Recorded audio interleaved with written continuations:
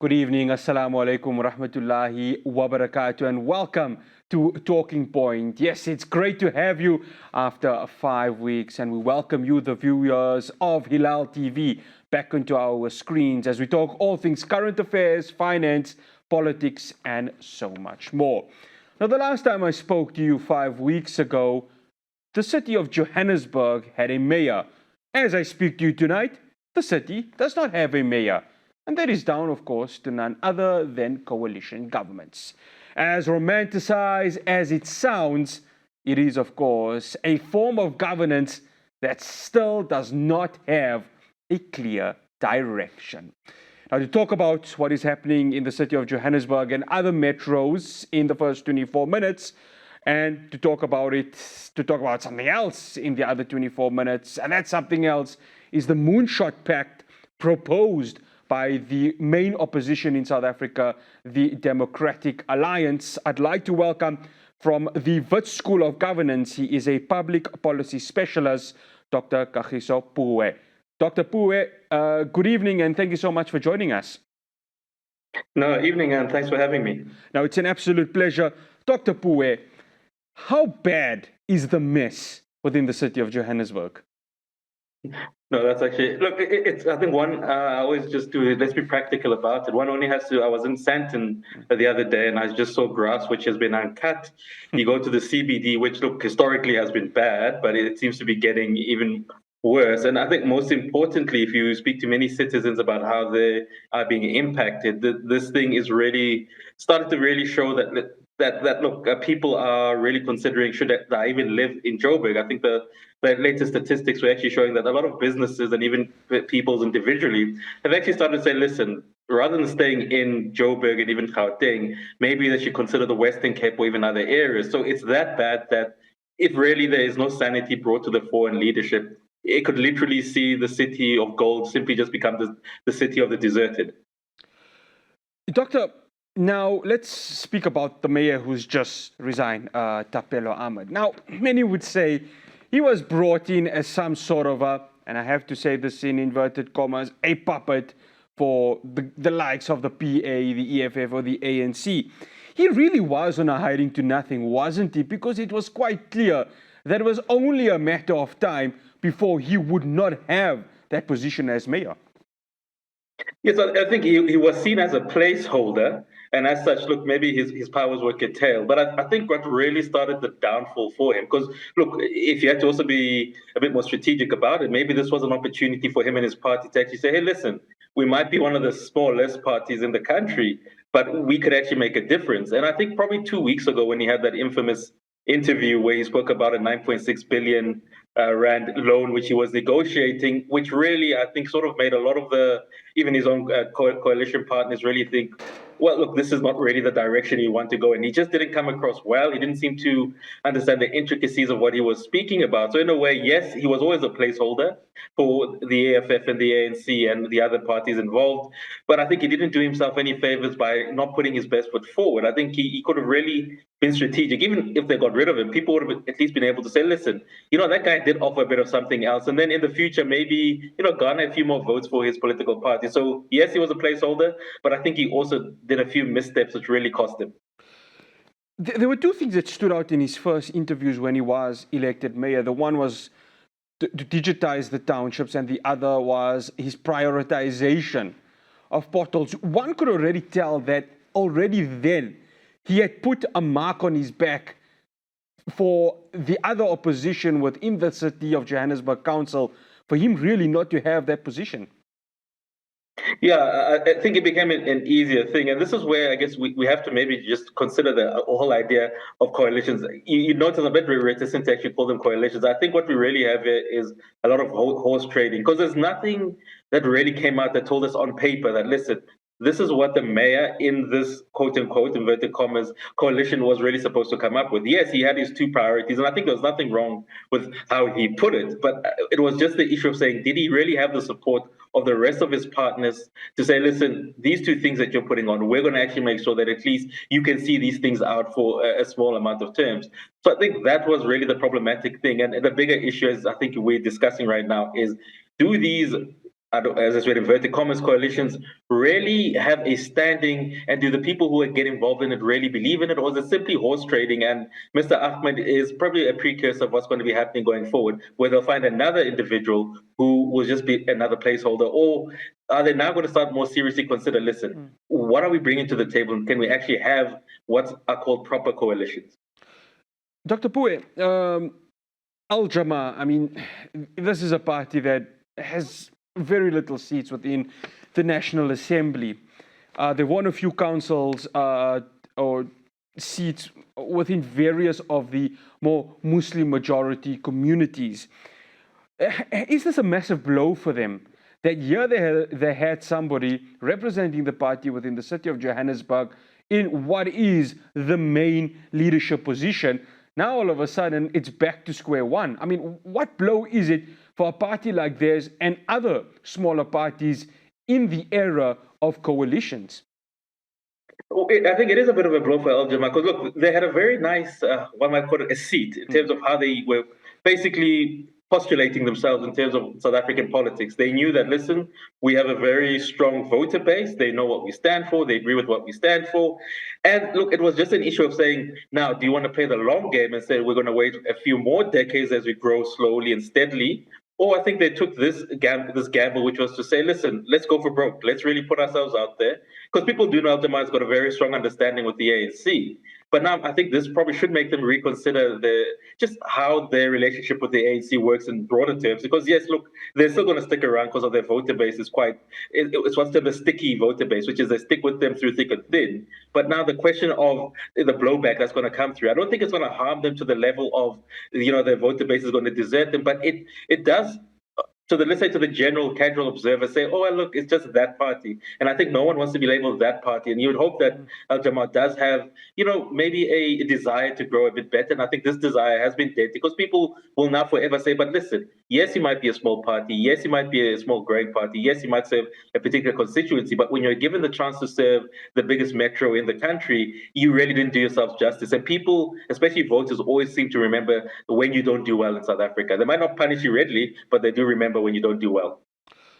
Dr. Pue, how concerned should the residents of Johannesburg be?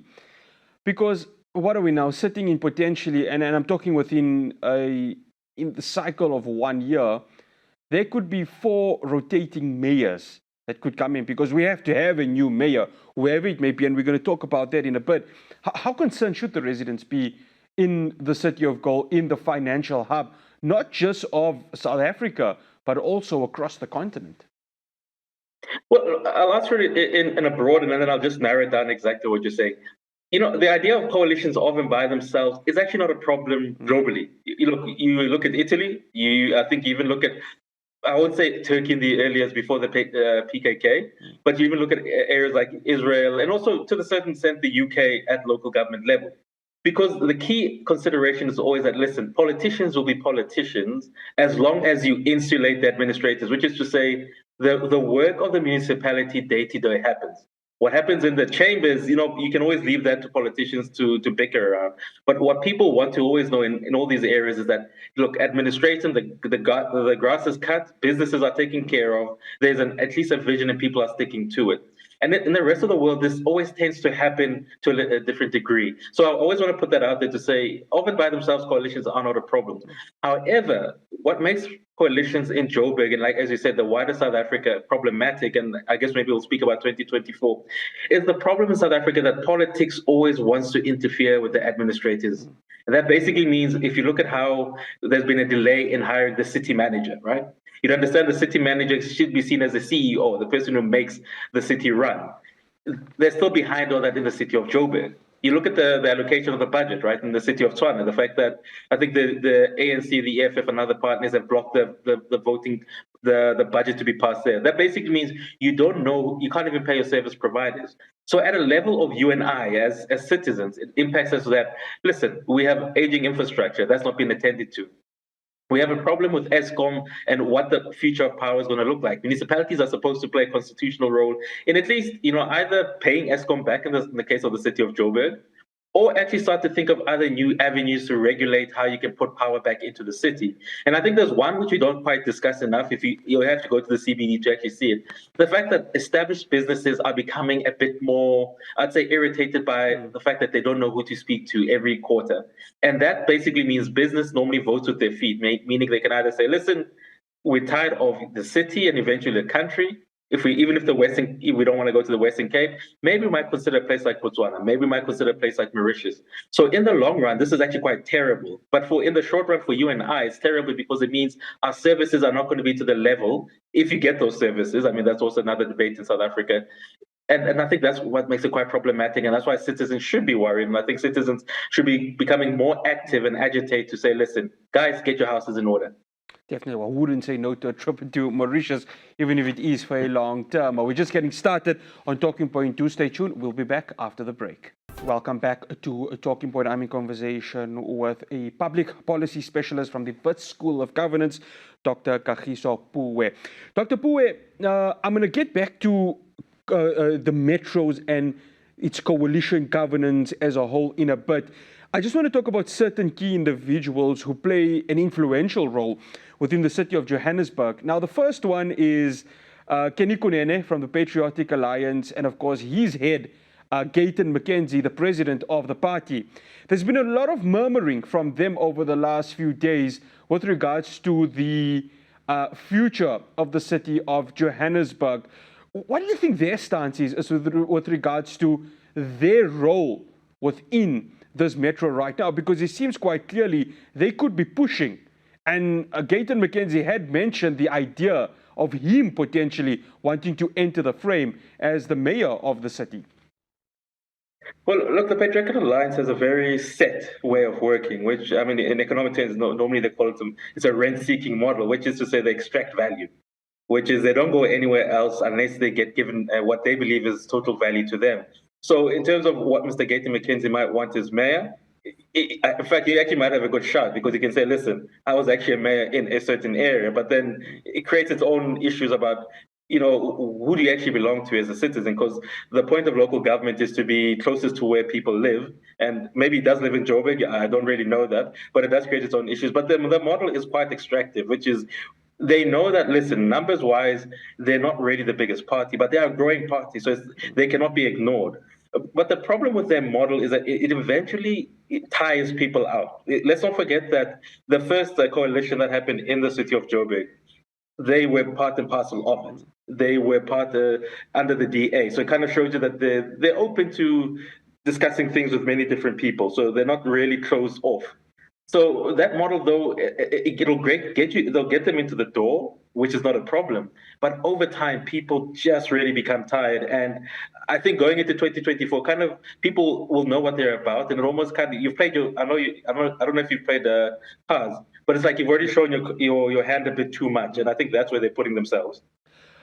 Dr. Puwe, the other one who's been in the mix, and she's just sprung out of nowhere with regards to interviews for the city of Johannesburg, because we saw, of course, she challenged John Steenhuisen for the DA leader position, lost out, was Dr. Mpho Phalatse. Now, the Democratic Alliance is pushing for her to return as the city of Johannesburg mayor. What are her chances?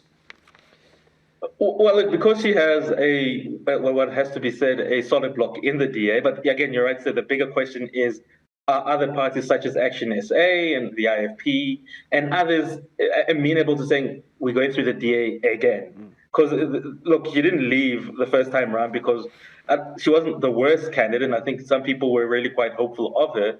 She also left simply because people got tired of the politics of the DA and how the DA comes across. Now, I don't know if that's changed in the last 3 or 4 months because the DA is the DA. If anything, if you heard what Mr. Steenhuisen said, they seem to be more, embedded in their beliefs. So that's possibly quite interesting. So I think she stands a chance, but the issue, her chance is really tied to the fact that can the Action SA, IFP, and other Freedom Front Plus, are they willing to say, okay, DA, let's give you guys another go? Because I think with the ANC, IFP, no, I beg your pardon, ANC, EFF, and the Patriotic Alliance, that'll probably take a bit longer to settle itself out, and therefore it does give the Dr. Mpho Phalatse a chance. But again, are people ready to say, listen, DA, have you changed your tune? And what we've seen in South African politics, especially local government level, is these parties hardly ever change the tune. They kind of stick to a script, for better or for worse. The EFF, I mean, when we talk of the role of kingmaker, they've really played this role quite effectively within the three major metros. The perception is they don't want to enter a immediate leadership role in terms of having one of their candidates as the mayor of the Ekurhuleni, Tshwane, and the city of Johannesburg. Their role of kingmaker, I mean, it's going to be key, isn't it, in this upcoming elections for the city of Johannesburg mayor?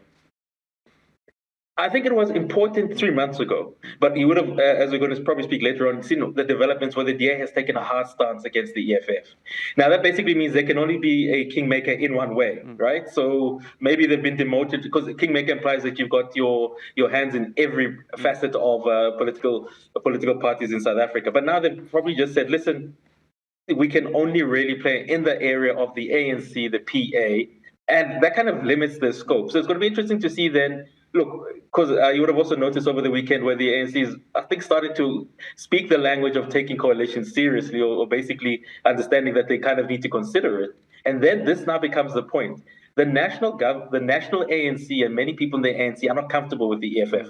They don't really want to befriend them because they see them as a party that chases away the centrists in South Africa and business.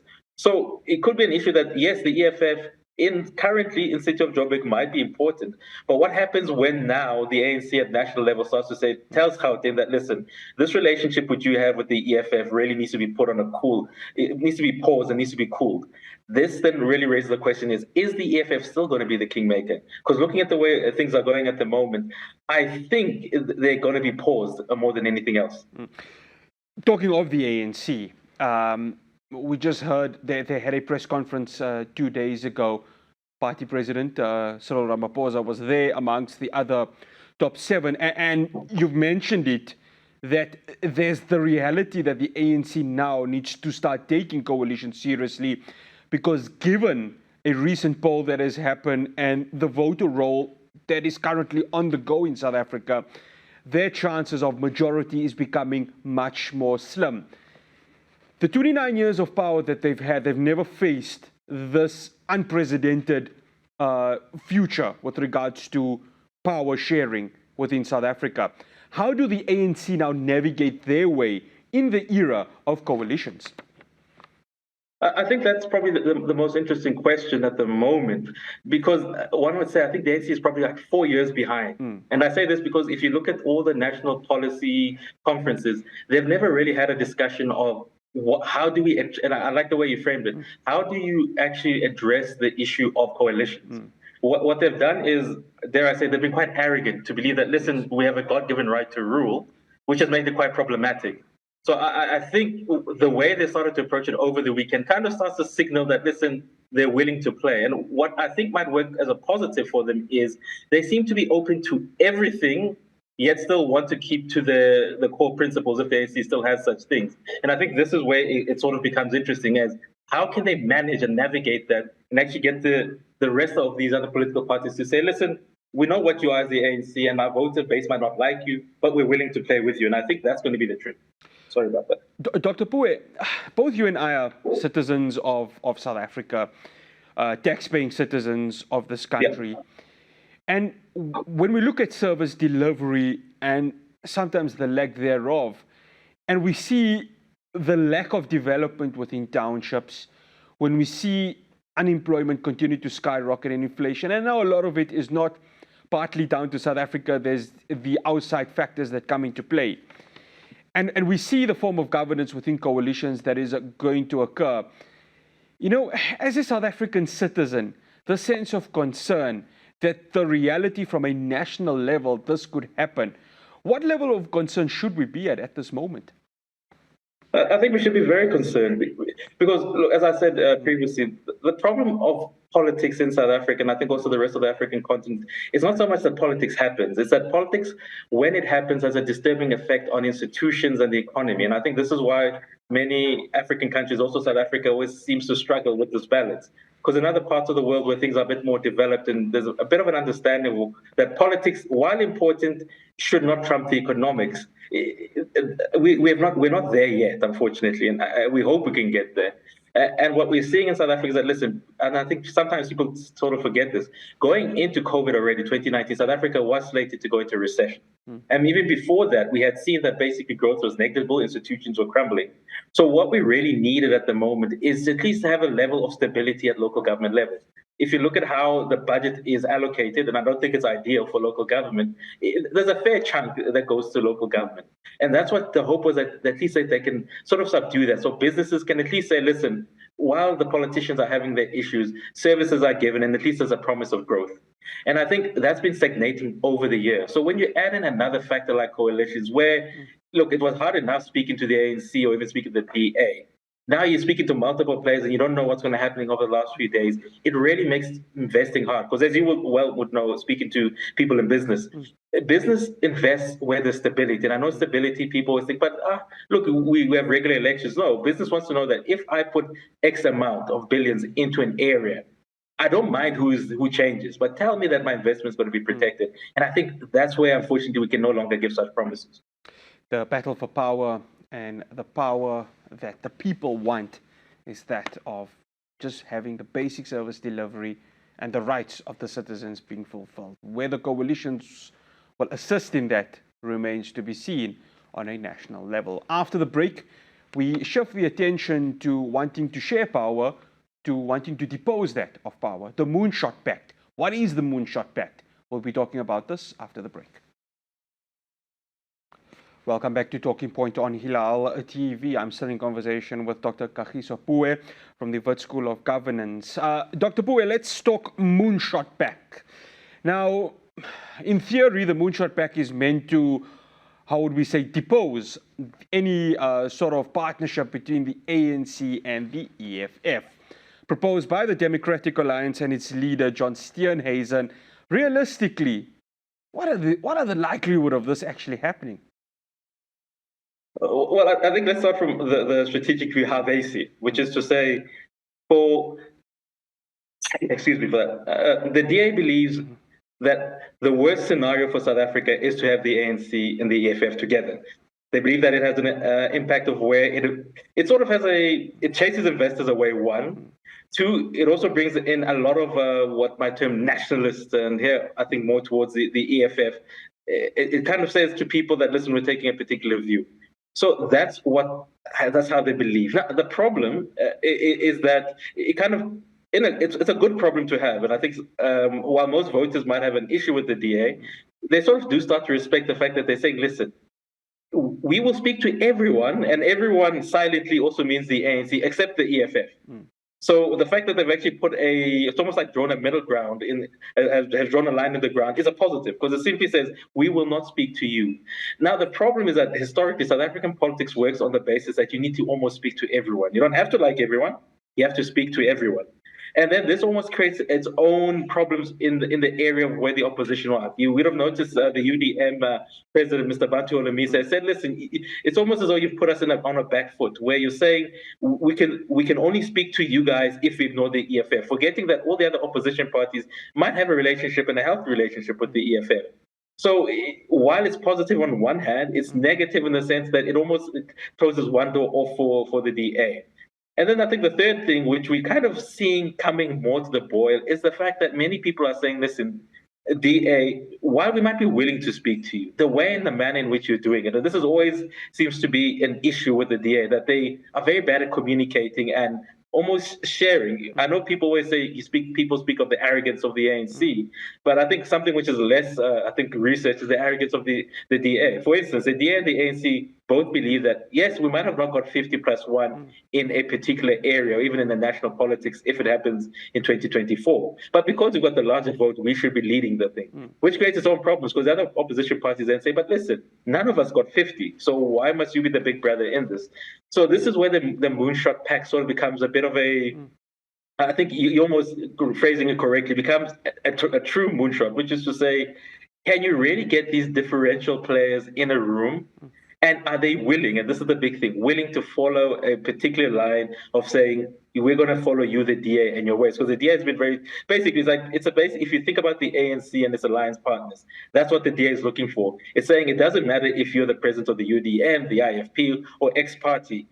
When we go to the elections, you're going to follow the line of the DA. And I think you and I both know South African politicians, they're not great at following. They're more into let me lead type of thing. It's interesting that you brought up arrogance, because we speak of the arrogance of the ANC, but there's also the arrogance of the DA, something UDM leader General Bantu Alamisa mentioned in a statement released about a few weeks ago. And based on that, it's going to be very hard for the DA, isn't it, to try and convince some of its alliance partners to buy in to this Moonshot Pact. Exactly that, and I think we're even forgetting one factor. Add in, because Mr. Steenhuisen seems like a get along type of guy. But if you add in Miss Helen Ziller, that basically now throws in, you're basically making what was complicated now simply just becomes a one might say pure maths equation, and we don't know which way it's going in. And this is where it really is going to become a bit more difficult, I think, for the DA, which is to say, even if Mr. Steenhuisen was, let's say, charming and a lovely person, what happens when you bring in Miss Helen Ziller, who, look, she is a great politician, make no mistake about it. She has a great track record. And look, whether you like her or not, she takes starts, at least she takes the starts and you know where she is. But as we've seen over the years, being in politics that long, sort of, it becomes a weakness. And I think this is what she's going to be experiencing. Can she actually allow Mr. Steenhuisen to lead this without being seen to interfere? I think if I'm not mistaken, the billionaire, Mr. Robsov, recently released I'm not really a fan of Twitter. I think it's good for entertainment, but not necessarily politics. But look, he put it out in the public, and he asked a question many people all have at the back of their mind, namely, who's actually running the Democratic Alliance? Is it Mr. Steenhuisen or Ms. Helen Ziller? So that complication within the DA of it by itself, and now you put that out where people are not really trusting, it really is going to make it very hard to say, can there be a one type of, let's say, how do I put it, a unified thing against the ANC and the EFF. But maybe on the closing point of that, I think this is also a bit of the problem, right? And I think you've touched on it, which is, it's one thing to be against something. You are against the EFF, you are against the ANC. But what voters want to know is, what are you actually for? And I think that's why I don't believe that we have coalitions, that we more have horse trading, because we're never told what these parties or what this coalition is for in relation to you and I as citizens and our economic interests and needs. Yeah, you mentioned Helen Ziller. We did have Rob Hersoff a couple of months ago on Talking Point, and was quite clear that he's not for the ANC. But that's a topic for another day. The Helen Ziller sort of, how do we put it this way, she's sitting on the top as the federal chairperson of the Democratic Alliance. Because you mentioned that John Steenhuisen may have his way of charming the alliance partners and having a way of trying to maneuver and negotiate things. But her influence, and the question I ask you, Dr. Pue, is she out of touch with what South Africans need right now? Because she may be a brilliant politician, but does she have the modern day technique to go ahead and lead from the front in terms of her position from the main opposition? I think that's actually got an interesting question, and it's one that doesn't get asked enough, which is, where is she in? Let me answer like this. I think Ms. Helen Ziller is strategically put there to not get along, if you know what I mean. Look at why she came back from the ANC. She had actually a very good retirement. She was able to walk out on her own terms, to say, listen, I've grown the party, I've handed it over to Mr. Musi Maimane, I've done a really great job as a mayor and a premier. But something called her back in, and many people, and I'm not one for speculation, so we'll only just simply go on if you look at where the DA policies are.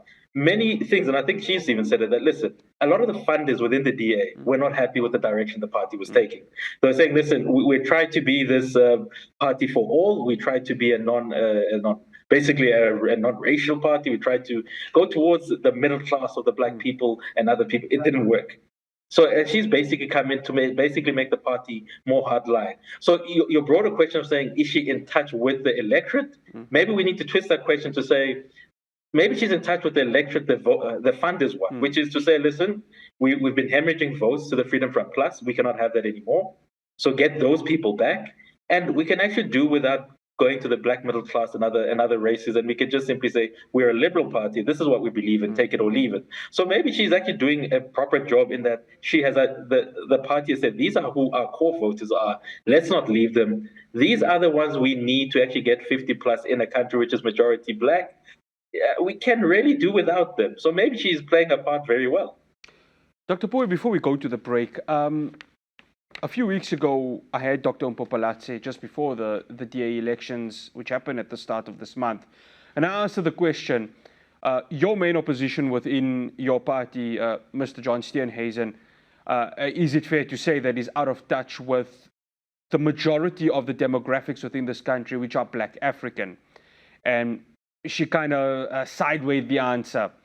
He now has been re-elected for the second term for the DA.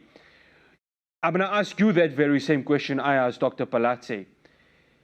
Is he the sort of leader that can be in touch with the majority of the demographics within this country, heading into an election where this could be do or die for the opposition within South Africa? I'll give you a straight answer in this way. He and by himself might be out of touch, right? But he might also, like I said, he might have a charming thing where South Africans, I think we're open to many different things, right?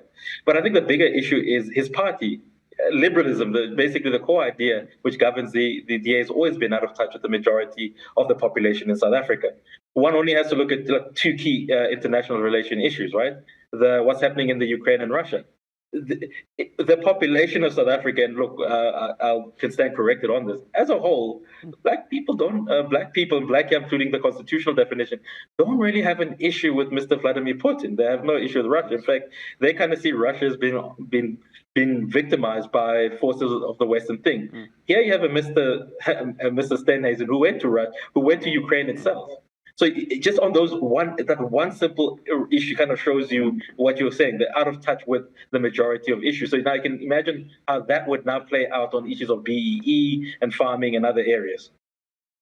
Well, interesting to see what happens with regards to next year's elections, but most importantly, the shorter term goal, which is going to be the BRICS summit, where Vladimir Putin is scheduled to come to South Africa, but we will cross that bridge when we get there. After the break, we'll wrap up the conversation with Dr. Kagiso Poe. Do stay tuned to Talking Point. Welcome back to Talking Point. I'm still in conversation with Dr. Kagiso Poe. Dr. Poe, now there have been a lot of analysis, there have been a lot of predictions from many political analysts. I don't know whether you share the same sentiment with regards to that, is that the ongoing Phala scandal, because this is something that's still up in the air, may allow the opportunity for current ANC Deputy President and the country's second in command, Mr. Paul Mashatile, to partner with, dare I say, EFF leader Julius Malema to run this country. So one would be the president, the other one would be the deputy president. Is that a reality should we come next year? Theoretically, yes, because every politician wants power, and I think the current deputy president and the president of the EFF have never had a acrimonious relationship, so it's not without the realms of reality. However, I think there's many factors that would stop that from happening. Key among them is, as I said before, there are many people within the ANC that do not want Mr. Malema back. I think key reason being that, look, they view him as a strategic threat to what the ANC represents. And also, look, make no mistake, the EFF is never going to accept being a number two to anything. And Mr. Malema has always said his desire is to be ANC president. Now, if that were to happen, it would have to happen on the back of the ANC. And that basically means how many ANC people would have to lose, basically their standing within the party and within the national architecture of South African politics to make that happen. So I think that there's many more factors which will not allow for it to happen. And even if Mr. Ramaphosa were to exit the scene due to Phala, look, it could simply just mean that the ANC might have to have an emergency election. And based on the way Mr. Mashatile handled and how he came into being vice president of the ANC, it's not a given that he would emerge as the only candidate from the ANC. So it could happen, but I think there's a lot of work and maneuvering that would have to have happened to make sure that the ANC and the EFF, Mr. Mashatile and Mr. Julius Malema, are both at the union buildings. Dr. Pue, I don't even have to exaggerate how the challenges the country faces. I think both you and I know what's number one within this country. Now, you've spoken about how coalitions have worked within many Western countries, and in its blueprint, it's not a bad idea. In 2024, and this is based on voter rolls and surveys that have gone out, is South Africa, 30 years into democracy, ready for coalition governments on a national level? No. Simple answer, no. And sometimes I think people who are pushing this, I mean, correctly so, that look, there might be a coalition. Remember, let's just do simple arithmetic. The ANC is standing at 57%. This is with them having had President Jacob Zuma, state capture, you call it, right? Is the ANC going to fall? Yes, that's not the debate. But for you to go from 57 to outside the realms of 48%, well, that would have to be something quite drastic. So while I think there might be, I think sometimes we are overestimating. And look, as we've discussed here, how many citizens now, understanding how coalitions work or don't work in certain cities, would readily say, you know what, let's give it a try at national level? You can just imagine the chaos it would cause. So I think we're not ready, but I also think that we still have a bit of a way to go before, look, the ANC really is outside that 50. It could happen, but from 57 to outside 50 would be, yeah, I think you basically have to close up shop if that happened, if you're the ANC. And that alternatives within this democracy of ours. Because if you look at what a citizen's asking for, a citizen's asking for a government that can just deliver the basic service delivery, try and get the rand back to a sense of stability, and so on and so on. But what we've seen in the with many of the opposition is the obsession of more than likely attacking the ANC on so many ways.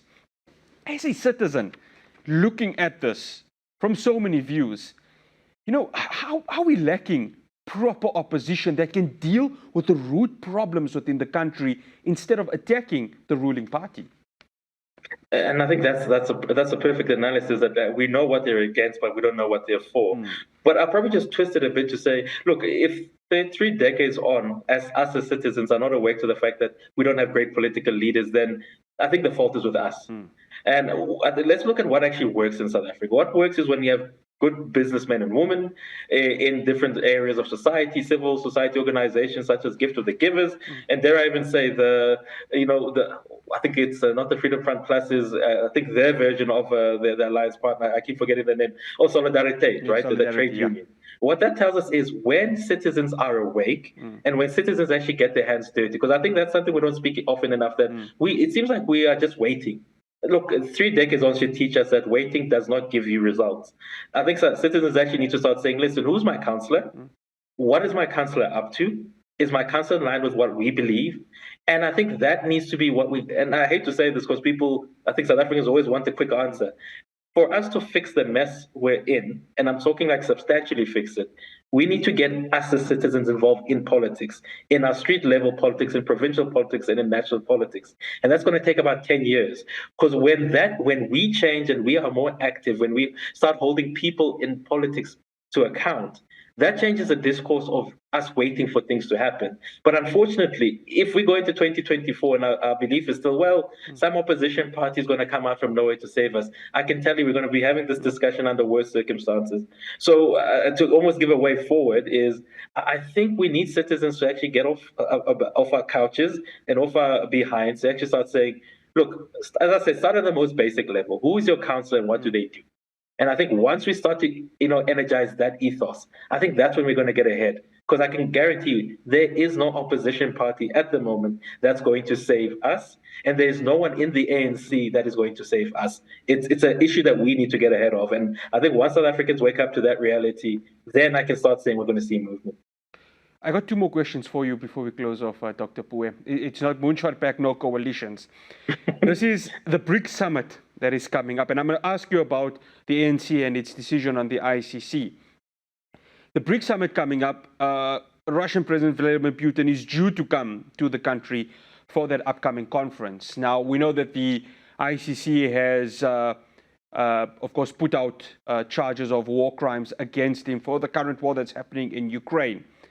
how much does the action or inaction from the ruling party depend on what's going to happen going forward for the national elections? And I'm talking about one specific party that is viewing this with a magnifying glass. That's the Democratic Alliance, because we both know their stance on the war, what's currently happening on Ukraine. How much will that play a role for the ANC going forward? On this, to being direct, I don't. To most voters, as I've said, South Africans, when it comes to this, as I said, I'd be brave enough to say the majority of South Africans have no issues with President Vladimir Putin. Yes, we don't want they don't want a war, but I think we historically understand how this thing happened. So the DA is playing to a particular crowd when they raise the issue of the Ukrainian war and Mr. Putin.